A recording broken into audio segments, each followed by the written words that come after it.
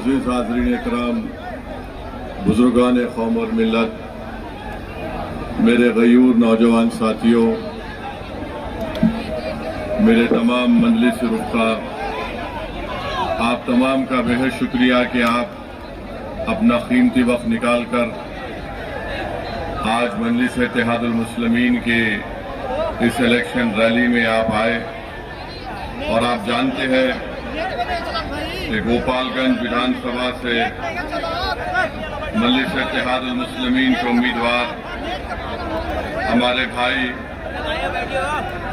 मरहूम असलम मुखिया के बेटे अनस सलाम साहब हैं।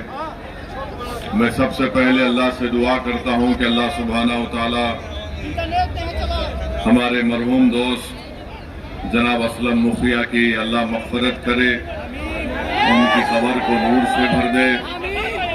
और हम उम्मीद करते हैं कि यहाँ का एडमिनिस्ट्रेशन जो असल कातिल है हमारे भाई असलम मुखिया का, जो अभी तक नहीं पकड़ा गया है, उसको जल्द से जल्द कानून अपनी गिरफ्त में लेगा। मैं आपके दरमियान में इसलिए आया हूँ मेरे अजीज दोस्तों और बुजुर्गों, आपसे अपील करने के लिए कि 6 तारीख को हक़ रायदही का दिन है, मतदान का दिन है। आप तमाम से ये बोलने आया हूँ, अपील करने आया हूँ कि आप अपना एक वोट मजलिस के इंतखाबी निशान पतंग छाप पर बटन दबाकर आप अपने इत्तेहाद का सबूत दीजिए, अपने सियासी शऊर का सबूत दीजिए। और गोपालगंज विधानसभा में अगर आप विकास चाहते हैं तो यकीनन आपको यहां से एमआईएम पार्टी के उम्मीदवार को कामयाब और कामरान करना है। जो लोग यहां पर आज नहीं पहुंच सके और जो लोग आज यहां पर हैं, मैं आपसे अपील कर रहा हूं कि आप उन तक हमारा पैगाम पहुंचाइए कि असदुद्दीन ओवैसी यहां पर आया था और उसने आकर हम तमाम से ये कहा कि 6 तारीख के दिन आपको गोपालगंज में एक तारीख बनाना है। मरहूम असलम साहब ने इलेक्शन लड़ा था, उस वक्त भी आप तमाम ने बड़ी जुर्रत और बहादुरी के साथ मजलिस के उम्मीदवार के हक में अपना वोट दिया। मैं आपका शुक्रगुजार हूं।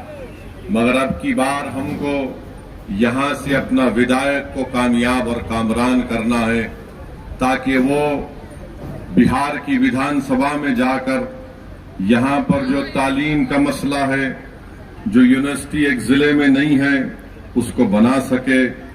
यहां पर अस्पताल नाम का तो है मगर यहां पर डॉक्टर और दवाएं नहीं मिलती है।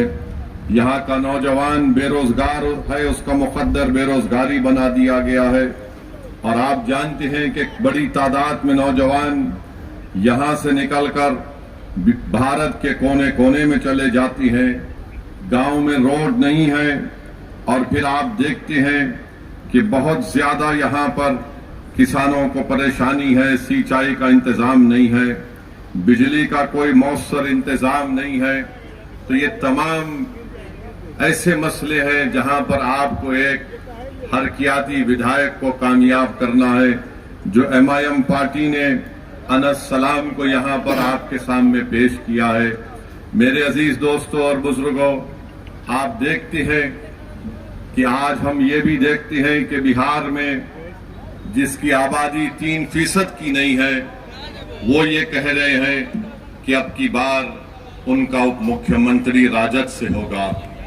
और जिसकी आबादी 17% है, उनका कोई नामो निशान नहीं है।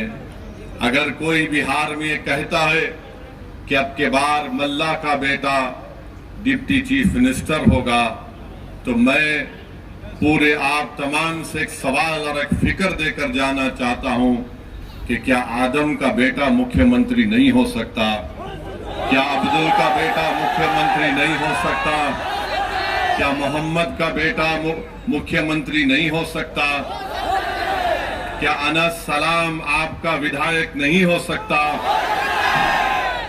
अभी चुनाव शुरू नहीं हुआ तो मल्लाह के बेटे ने कह दिया, राजद के नेता के मौजूदगी में कह दिया कि अब के बार उप मुख्यमंत्री हमारे समाज का होगा जिनकी आबादी सिर्फ 3% है और जिसकी आबादी 17% है, जो मोहम्मद का बेटा है, जो आदम का बेटा है, जो अहमद का बेटा है, वो ये ख्वाब भी नहीं देख सकता है। तो ये इंसाफ की लड़ाई है, याद रखिए। 17% है और कितने टिकट दिए जाती हैं? जो 14% है उनको कितने टिकट मिलते हैं आप खुद देख लीजिए। 14% है तो 36% टिकट दिए जाते हैं।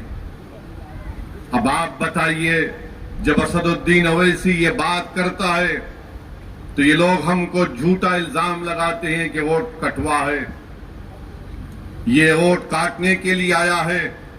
मेरे अजीज दोस्तों और बुजुर्गों, यकीनन हम वोट लेंगे और वोट देंगे भी इंशाअल्लाह ताला। अब तक हम सिर्फ वोट देते आए थे। ये जालिम लोग नहीं चाहते कि आप वोट हासिल करें। मजलिस आपको ये पैगाम देने आई है कि हम वोट लेंगे भी, वोट हासिल भी करेंगे और इंशाअल्लाह ताला हम यहां से अपने उम्मीदवार को यहां का विधायक बनाकर भिजाएंगे। और दूसरी तरफ आप देख लीजिए, एनडीए है। राज वोट तो ले लिया मगर राज कोई और कर रहा था, गरीब को कोई फायदा नहीं हुआ। अरे बिहार में 4% लोग, 4% बेरोजगारी का तनासुब है, 4% देश से ज्यादा है। बिहार में 28% लोग अपना घर बार छोड़कर देश के कोने कोने में जाती है और फिर बिहार में उनके 28% लोग जाने की वजह से करीब 30 से 50% घर मुतासिर होते हैं। नरेंद्र मोदी, नीतीश कुमार, तुमने कौन सा विकास किया बताओ? बोलते हैं 125 यूनिट बिजली के फ्री देंगे। जाकर किसी किसान से पूछो जो ट्यूबवेल से पानी निकाल कर अपनी जमीन पर पानी छोड़ता है, 6-6 घंटे 8-8 घंटे बिजली नहीं आती, 6-6 घंटे। मगर आज बड़े बड़े बुलंदबांग दावे किए जा रहे। अरे 20 साल तुमको सत्ता मिली नीतीश कुमार, नरेंद्र मोदी, और बिहार में आपने करप्शन को आम कर दिया, भ्रष्टाचार को, रिश्वत को आम कर दिया। एक रेट होता है, इतना पैसा देंगे तो म्यूटेशन होगा, इतना पैसा देंगे तो रजिस्ट्री होगा, इतना पैसा देंगे तो आवास योजना में हिस्सा मिलेगा। अरे तुम 20 साल से गरीब का खून चूस कर हमारी माओ के अकाउंट में सिर्फ 7,000 रुपये डालते हो।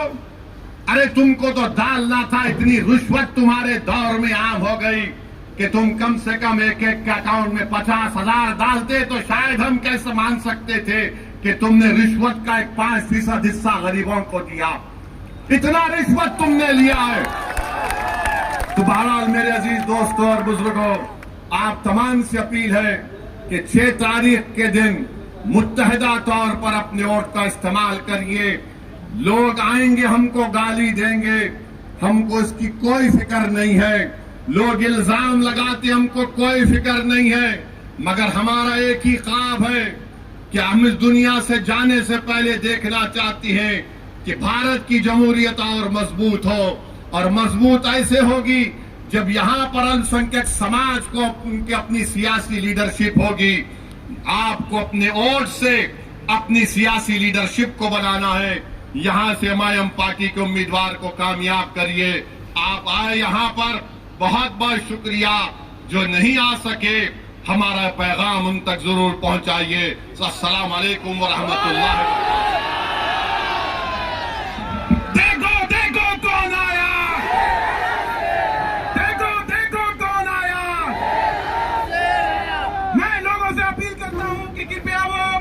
मंच पर भगदड़ वाली स्थिति न पैदा करें, मंच पर वो भगदड़ वाली स्थिति न पैदा करें। देखो देखो कौन आया, असदुद्दीन ओवैसी जिंदाबाद, असदुद्दीन ओवैसी जिंदाबाद, अलैहि सलाम जिंदाबाद, अलैहि सलाम जिंदाबाद, अलैहि सलाम जिंदाबाद।